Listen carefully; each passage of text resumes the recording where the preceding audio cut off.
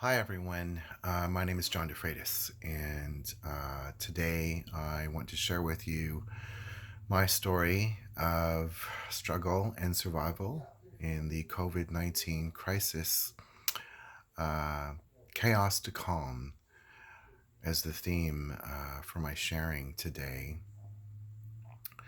And I've watched a number of videos already in this Daring to Share series, and I'm so grateful for it because I've been able to listen to some very dear friends and well respected people in my life who have been sharing their experience. And already I've been so moved in so many ways by the vulnerability and the deep introspection and wisdom coming out of these shared stories.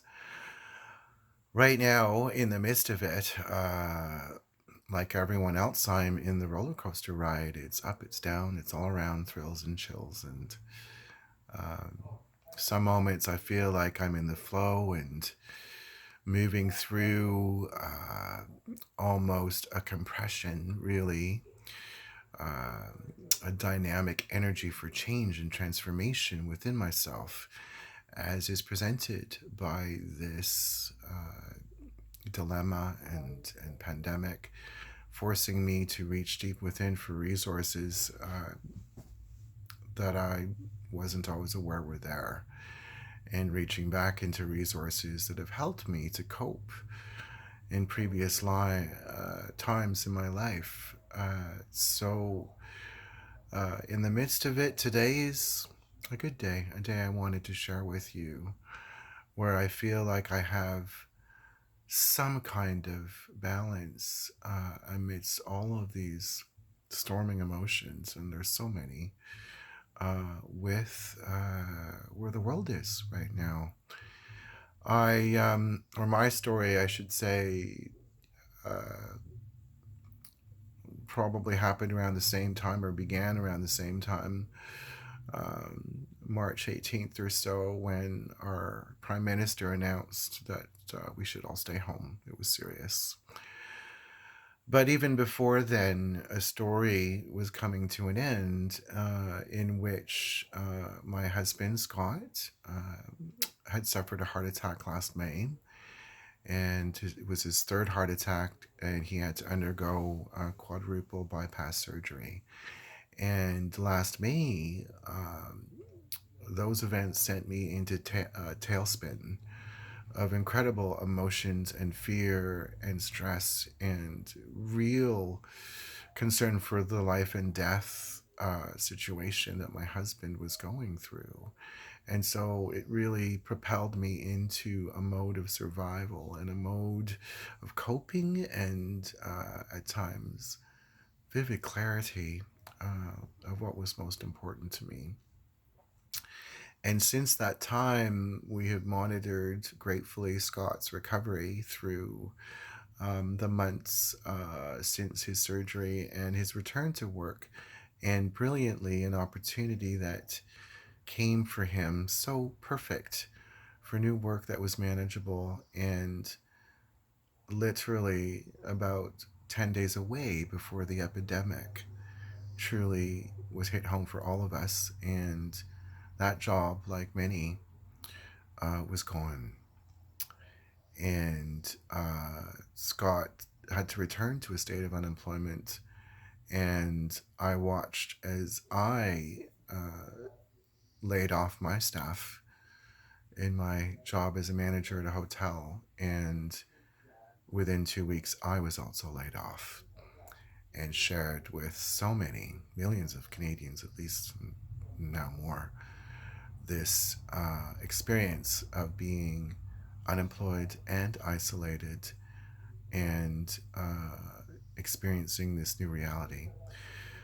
So that in many ways, my husband and I, in our partnership, had achieved ourselves at the very pinnacle on the brink of a wonderful new transformation into a new life, like so many of us with plans and projects and things we had in the go, just coming out of struggles like myself and my husband, for some dealing with health crises, loved ones, even good friends who had lost loved ones, who had died for for reasons of their own health issues.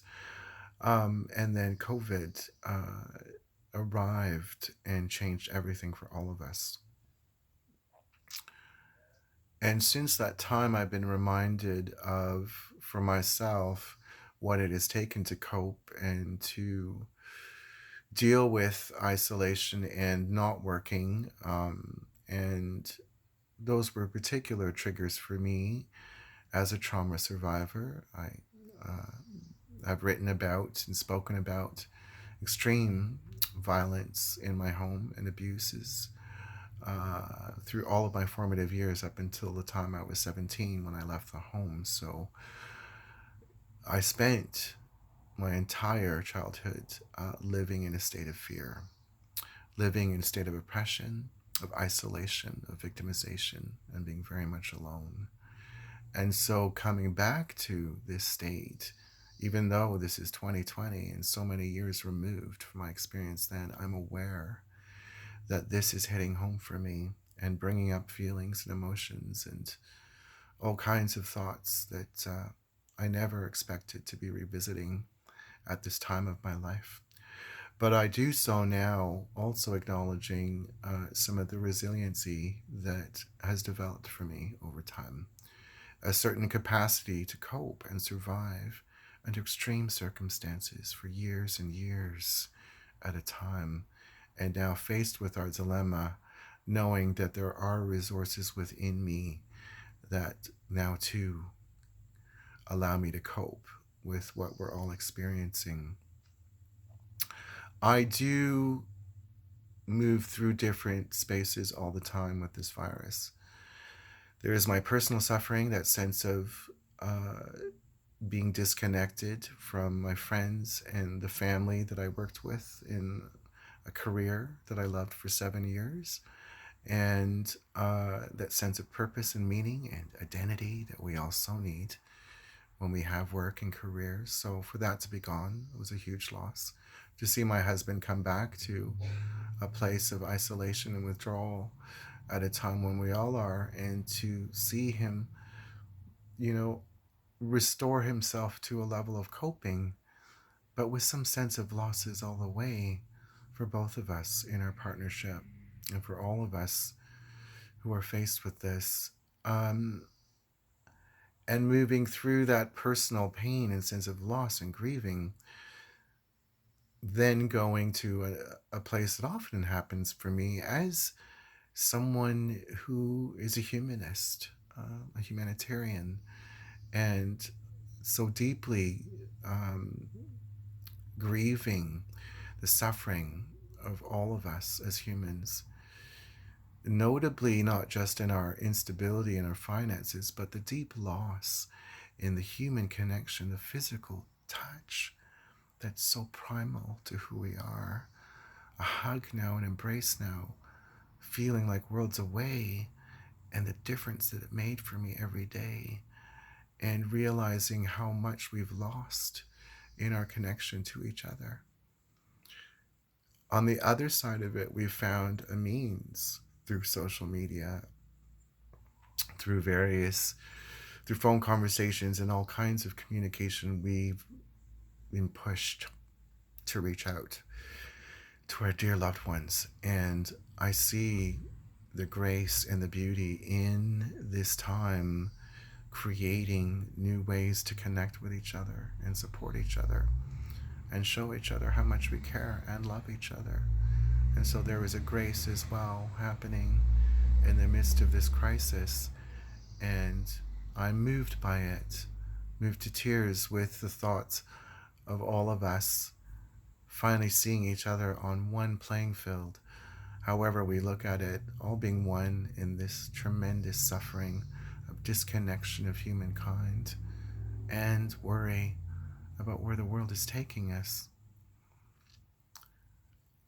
I believe we are all human beings and we are also spiritual beings.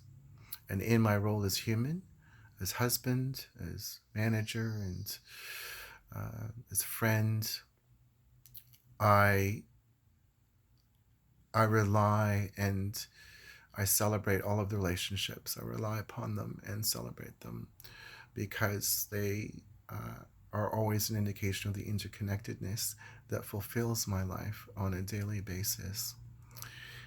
As a human being, I am also moved by the real concerns that are raised in our world today. There is so much on social media, all of us just bombarded with messages and information, and there is real fear. And for me, as a humanitarian, I'm also a social activist, and I also feel very deeply for the ways in which we are being called to wake up and care about each other, care about those who have even less means than we do, less supports than we do, care about those struggling in other countries who don't have the medical equipment. It goes on and on when we expand our own limited suffering into a consciousness of suffering across the globe, and hearing these stories, being moved by them, inspired by them, to grieve alongside our brothers and sisters all around. It is tremendous what this time is doing, this tremendous power. And on this activist level, I am very concerned for where the world is going. And I can't have that. I can't not speak to it. Our government's reaction to support us, at least on the surface, is tremendous, to provide the financial means for as many as possible who have lost all financial means, certainly our Canadian government. But we don't live in a vacuum. We exist within a global international community, and our neighbors to the south take a very different position. And there is much posturing and play for power that is also taking place. We all have to wonder and must question all the time, what messages are we being sent? Being told to look and look critically at what's happening and wonder about the wealth and the power that stands to benefit from this crisis. By crashing our global economy, we have to wonder, is this just a consequence, collateral damage to a pandemic that's just a health crisis, or is there something more that's always been happening on the surface around us? And so I question the motivations of people like Bill Gates, who stands to make trillions of dollars from mandatory vaccinations.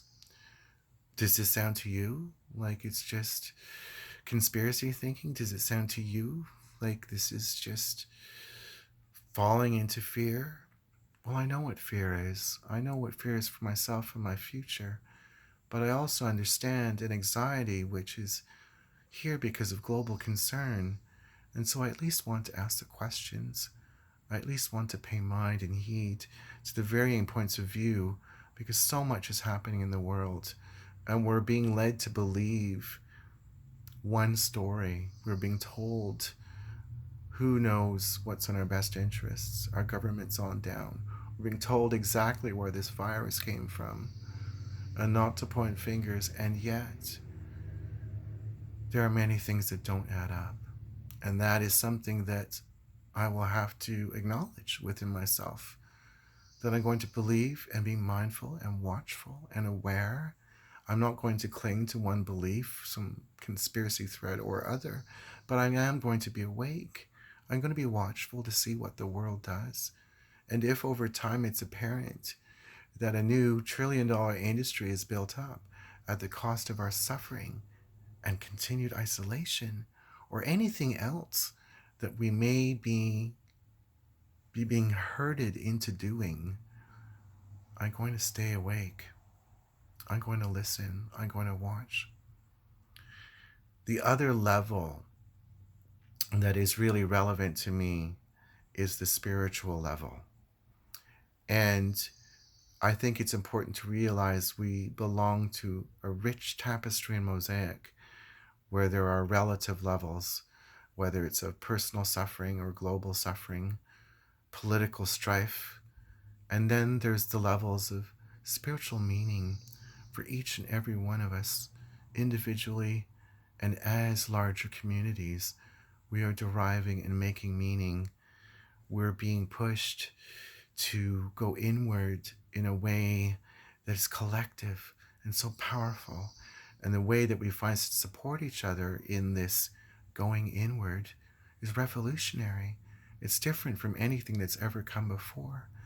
And to the extent we listen to those teachers and talk to each other and try and inspire dialogue and discussion, conversation, meaning for all of these experiences, I believe right now these things are very important. On a spiritual level, we're but a blink in the eyes of time, of global experience. Ice ages have come and gone, civilizations have come and gone, and here we are today. And that has to have meaning to each and every one of us. Our soul is here having incarnated for the purpose of being right here, right now, and experiencing exactly what we're going through. So, what does that mean? Spiritually, yes, that means calm. It means presence. It means awareness and holding to ourselves with great tender arms the nurturing of our spirits and our pain. We need to heal, definitely, through this too. And on another level, it is the awareness of our connection. A whole human journey, a global spiritual community that does exist. And we're being moved towards new directions, moved towards evolution. And I really hope an evolution that is raising the consciousness of the planet. In this, I do find sanctuary. In this, I do find some peace, because within this suffering, there can be gained a greater capacity for compassion and love for each other and for every sentient being on the planet, for animals, for nature, for all of us. If we can stay awake during this time and not forget, not fall back asleep to our comforts, into our capitalist, consumer-based machinery, if we can stay just above this and still speak, for some of it, it is a fight for truth and justice, a fight to get out into the world, a message that overcomes the fear, a message that can keep us bound together, holding hands across this planet, this gorgeous planet of ours. In the end, that's what binds us together. We are a human species. We are humanity. We are something golden and beautiful that's achieved so much, and yet something so haunted, so wounded, a tremendous dichotomy of souls struggling to heal and evolve and be moved through spirit to perhaps learn the greatest lessons of love and what matters most. So to all of you out there listening, I send my hopes. I do talk to my fears, but I share what is in my heart. And I reach out to you because I love all of you, for all of your opinions and thoughts and truth. I celebrate each and every one of them because they are a part of us. They are a part of this grand tapestry and mosaic that is our stories collectively, all of us sharing and daring to share, each in our own ways. This is a record in history, and I celebrate these moments now with this awareness. I honor you, each and every one of you, in this suffering that we are together. I honor your soul that has chosen to be here in this time, in this space, in this moment in history. I celebrate and honor each and every one of you, knowing that where we are going will be a better place, that we will evolve to a higher octave, that we would be better as human beings. I will continue to hope and dream for the greatest potential in each and every one of us, even though there are powers that would try and control and hold down the human spirit. In these moments, in these times of sharing, may we truly demonstrate and celebrate the power of the human spirit. I thank you.